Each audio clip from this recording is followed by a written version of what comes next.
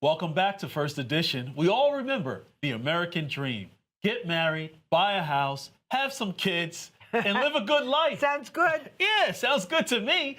Well, that good life is being threatened by fear, with the potential home buyer shying away from making what could be their largest purchase of their lives. And that anxiety is growing despite the fact that mortgage rates are coming down. So joining us now is Hillary Fordwich. She's a global business consultant. She's going to answer a lot of practical questions for us on when you should buy a home, how you should finance it, and what's going on with the shortage of homes to buy. Hillary, welcome. Good morning. Pleasure to be back with you again, Betsy and John. So glad you're here. So first, why are potential home buyers worried about signing on the dotted line, even though they see mortgage rates coming down? And also, why is there such a shortage of inventory? Well, there's such a shortage of inventory, Betsy, for many reasons. One of which actually is the lag effect from COVID, in that the supply chain was totally and utterly disrupted, and the construction industry is still trying to catch up from that. Labor shortage, obviously, so many of the workforce that normally would be in the construction industry was paid to stay home. So those are two factors. Another factor on the financial side, of course, is those of us with mortgage rates about 3.2%, and 90% of Americans still have mortgage rates under 5%, are completely reluctant to sell and move and do what they normally do, which is the average American moves every 7 years. That has come to a screeching halt. So that means that the inventory is so low, plus mortgage rates, of course, are around now 7%, which means what? It means those trying to get into the market not only see these as high mortgage rates, but the inventory is so low that the actual houses are so expensive. There isn't that turnover. Now, with the graying of America, there is going to be an entire swath of the American society is going to be retiring. So there is a prediction there's going to be a flood of houses on the market in the next few years, and construction will pick up. And then you may see, as many are predicting a crash in the housing market within the next few years. I will say one thing, though. Back in the 1980s, and obviously many of those in the market right now don't remember, but mortgage rates were about 13%, and that was considered doable and affordable, but not for this generation today. They're looking at it as the rates that were under 5%, and they want them to come down. So maybe first-time home buyers should just wait a bit, right? Well, yes. Is that what you're saying? First-time home should wait a bit. The prediction, yes, this year, the prediction is the Fed. Many people had said there will be 6 rate cuts. Other people have said 4. Now, with the recent jobs report and from the Department of Labor Statistics, and with inflation coming down, now the prediction is there's going to be less later.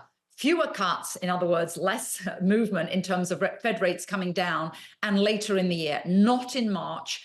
Maybe May. Most people are now predicting June those interest rates will come down. So now, Betsy, yes, finally to answer your question in one succinct sentence, if you are looking to get into the housing market, maybe middle of this year is better interest rate wise, but then everybody else will be in. So maybe start looking now, look for your home, be looking around and be ready to pounce, rather than the people that will come in once those rates get lower. Well, Hillary, there are 3 things that I love to cut. Steak is one of them. Spending, as well as interest rates. I can go for all 3. Hopefully we get that this year. But the Minneapolis Federal Reserve President, Neil Kashkari, supporting reports that, as you just mentioned, that policymakers don't need to rush to cut interest rates. You know, how does that affect the everyday American? Now, you mentioned, people should wait maybe another 5 months before they start looking, but they're being crushed by interest rates that they're paying on their credit cards. And we know that higher interest rates drive so many other prices. So, and even the market pulled back yesterday on this possible delay in cutting interest rates. So can the everyday American just wait this out, or should the Fed move forward and cut interest rates? Well, John, you said very many smart things there. One of the things you said was you like that certain things to be cut. The sad situation in America is that this December, going into the holiday season, 1/3 of Americans still had credit card debt back from December of 2020. 2022, John.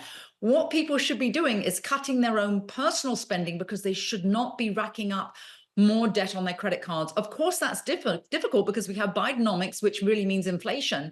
And so with intense inflation and the price of groceries and everything else, which you're showing on the screen right now, everything else has gone up, which means people, for their necessities, are putting more on credit cards. But discretionary spending should be cut. If they were cutting that like you're cutting your steak, then yes, they would cut their credit card debts and be able to afford more. Now, also in terms of the housing market, let's remember this. There's also been less construction because of the shortage in the labor supply. So whereas the American Realtor Association talks about the amount of new houses coming on the market, that has been slower than normal. And that's another factor coming right into this, and as a confluence, making it tougher for people to be able to afford at least their first new homes.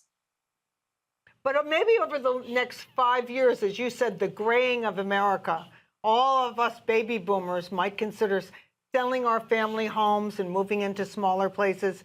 So you're predicting that long term, there will be plenty of housing supply, not just new construction, but also houses going on the market, being recycled. And so a young couple might say, well, I think we'll wait 2 more years. We'll stay in our apartment, keep saving, and get ready for that home buy, right? Yes, you said the operative word there, Betsy. Keep saving and cut, to John's point with his state, cut spending. So do your saving and his cutting, and then people will be in far better shape. With regard to demographics, yes, the graying of America is a huge phenomenon. And every single day, I believe it's 10,000. I have to be careful on that one. I'm not certain, but I think it's 10,000 Americans are retiring. This is going to affect the housing market, but also remember this. The housing market, for every one house sold, there's a 5 times ripple effect in the economy. What does that mean? It's positive in terms of the selling of beds and furniture and every single industry that's aligned with not new housing construction, but everything people buy for their new homes. So there will be a glut of housing, yes, because of the graying of America. When people do start buying those homes, though, there will be a stimulation from that new moving in within the next few years. That's good news. Definitely. We're so glad you gave us that insight onto what's happening. Great. Thank you.